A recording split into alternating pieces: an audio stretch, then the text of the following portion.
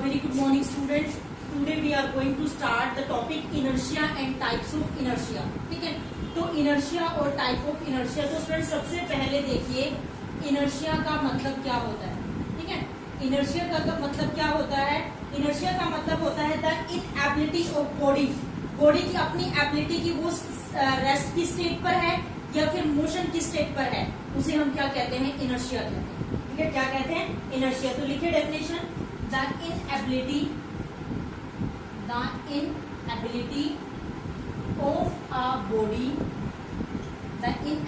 of a body to alter by itself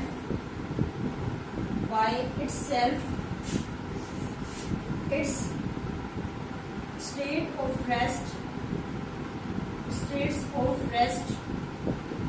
or state of motion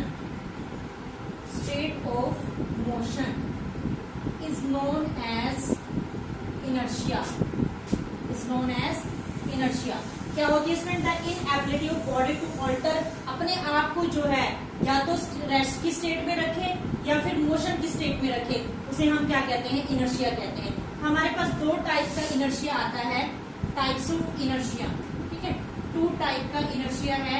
सबसे पहले हम बात करेंगे रेस्ट ऑफ इनर्शिया. इसके बारे में बात करेंगे, लॉ ऑफ इनर्शिया या rest of inertia, you can say that rest of inertia. ठीक है, या फिर इनर्शिया ऑफ रेस्ट. ठीक है, क्या लिख सकते हैं आप यहाँ पर, इनर्शिया ऑफ रेस्ट. अब स्टूडेंट इनर्शिया ऑफ रेस्ट का मतलब क्या है कि एक बॉडी जो है वो किसमें है, अपने आप को कहां पर कौन सी पोजीशन में रखती है, सिर्फ रेस्ट की ही पोजीशन में रखती है. ठीक है, फॉर एग्जाम्पल अगर हम बात करते हैं जैसे बस में जो है, बस जो है वो एकदम से सडनली जो है चलना स्टार्ट करती है. ठीक है, तो चलना स्टार्ट करती है तो एकदम से जो है हम आगे की साइड जाते हैं. ठीक है, कैसे जाते हैं, आगे की साइड जाते हैं. या फिर जैसे ही बस जो है क्या होती है, एकदम से रुकना शुरू कर देती है, तो हमारी बॉडी की मूवमेंट होती है. तो इसको एक बार नोट डाउन कर ले, फिर हम इनर्शिया ऑफ रेस्ट को जो है कंटिन्यू करते हैं. ये देखिए स्टूडेंट, इनर्शिया ऑफ रेस्ट का मतलब मैंने अभी आपको बताया कि जब एक बॉडी जो है अपने आप को रेस्ट की पोजीशन पर रखती है तो उसे हम क्या कहते हैं, इनर्शिया ऑफ रेस्ट कहते हैं. अभी मैंने आपको एग्जांपल बताया, जैसे ही हम बस में बैठे हुए हैं, ठीक है, सडनली से बस चलना स्टार्ट हो जाती है, तो हम क्या करते हैं, बैकवर्ड साइड में जाकर गिरते हैं, पीछे की साइड जो है जाकर गिरते हैं. तो इसका मतलब क्या है कि जो हमारा अपर वाला पार्ट होता है, ठीक है, अपर वाला पार्ट जो होता है वो किसमें आ जाता है, रेस्ट पर.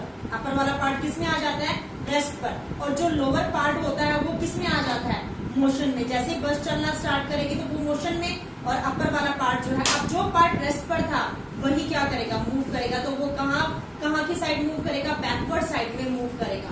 समझ में आ गया स्टूडेंट. तो ये हमारे पास है एग्जाम्पल है इनर्शिया ऑफ रेस्ट का.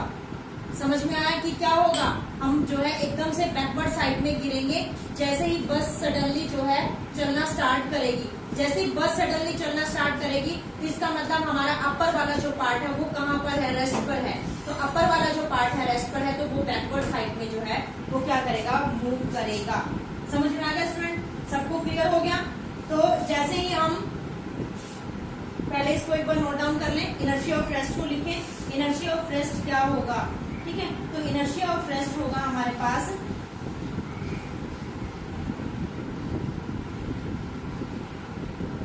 देखिए, the tendency of a body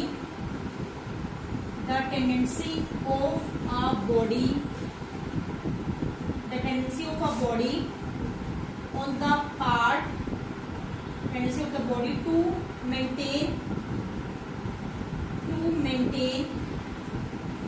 itself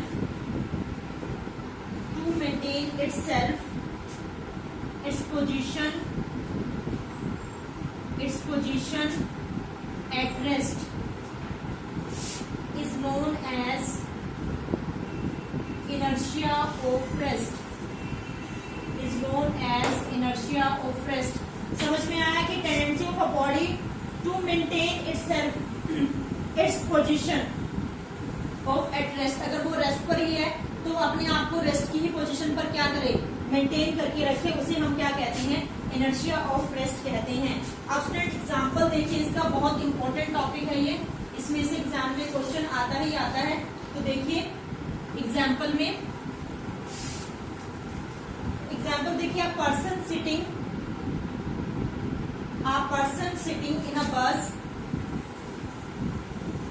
इन अ बस फॉल्स बैकवर्ड। कहां पर गिरता है वो? पीछे की साइड जो है वो गिरता है। If the bus start suddenly, अगर बस, if the bus start suddenly, अगर बस एकदम से चलना शुरू कर देती है तो उस टाइम पर क्या होता है? Lower part of body, lower part of body comes in motion due to motion of the bus या movement of the bus, movement of bus, and upper part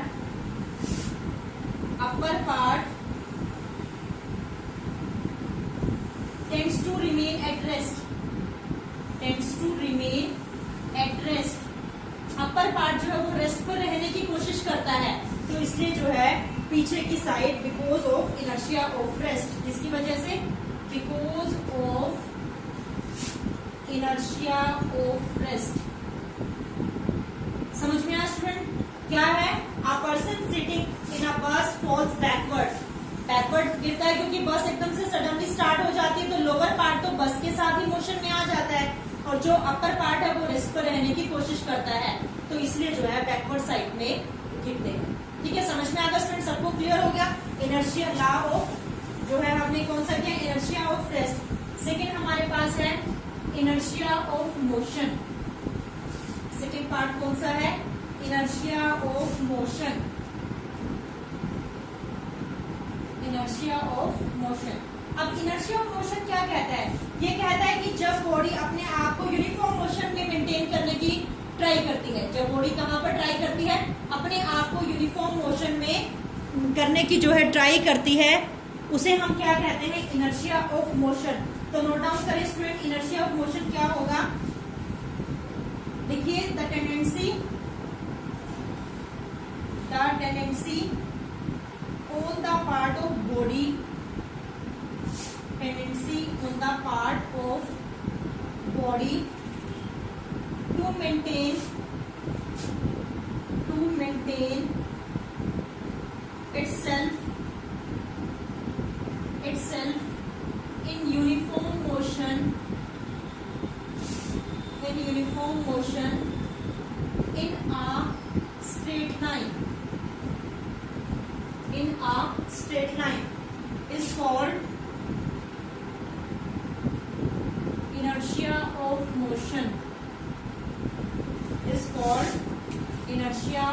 motion, समझ में आ गया? क्या बताया उसने कि जब एक टेंडेंसी होती है बॉडी की अपने आप को यूनिफॉर्म मोशन में मेंटेन करके रखने की स्ट्रेट लाइन में, उसे हम क्या कहते हैं? इनर्शिया ऑफ मोशन कहते हैं। नोट डाउन कर ले स्टूडेंट इसको फटाफट से। ये स्टूडेंट अब हम एग्जाम्पल की बात करते हैं इनर्शिया ऑफ मोशन। किसके बारे में? एग्जाम्पल की बात करते हैं इनर्शिया ऑफ मोशन। अब देखिए स्टूडेंट, जैसे ही हम एकदम से चलती हुई बस में जो है उतरने की कोशिश करते हैं, नीचे आते हैं, तो जैसे ही बस जो है वो हल्का हल्का मूव करती रहती है, तो उस टाइम पर क्या होता है? जैसे ही हम एकदम से सडनली अगर उतरते हैं नीचे, तो क्या होगा उससे कि हमारा बॉडी जो है वो क्या होगी? किसमें? आगे की साइड गिरेगी।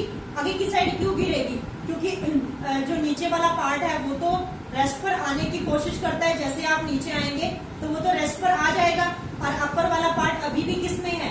मोशन में है। तो अपर वाला पार्ट मोशन में होने की वजह से हम जो है आगे की साइड जाएंगे, क्योंकि हमारे नीचे वाला पार्ट किस में आ चुका है? रेस्ट पर आ चुका है, और अपर वाला पार्ट किस में है? मोशन में है। तो ये हमारे पास किसका एग्जाम्पल है? इनर्शिया ऑफ मोशन का एग्जाम्पल है। तो स्टूडेंट लिख लें, a person getting down, a person getting down, a moving train या moving bus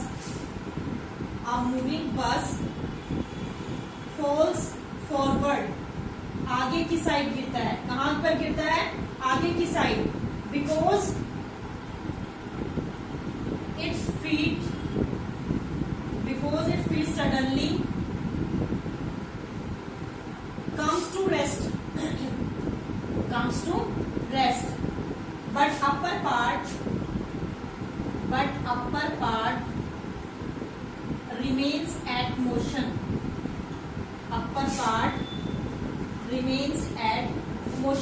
अपर पार्ट किसमें रहता है? मोशन में रहता है। तो उससे क्या होगा? किसकी वजह से है ये? इनर्शिया ऑफ मोशन की वजह से। ठीक है, अपर पार्ट किसमें रहेगा? मोशन में। तो उससे क्या जाएंगे हम? आगे की साइड जो है वो आगे की साइड जो है गिरेगी। ठीक है, समझ में आया स्टूडेंट? सबको क्लियर हुआ?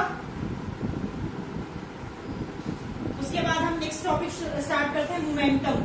नेक्स्ट टॉपिक हमारे पास क्या है? मोमेंटम है। देखिए मोमेंटम क्या होती है।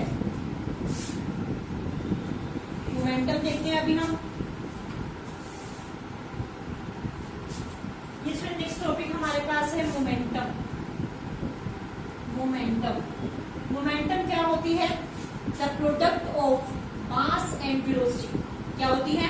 The product of mass and velocity of an object. The product of mass and velocity of an object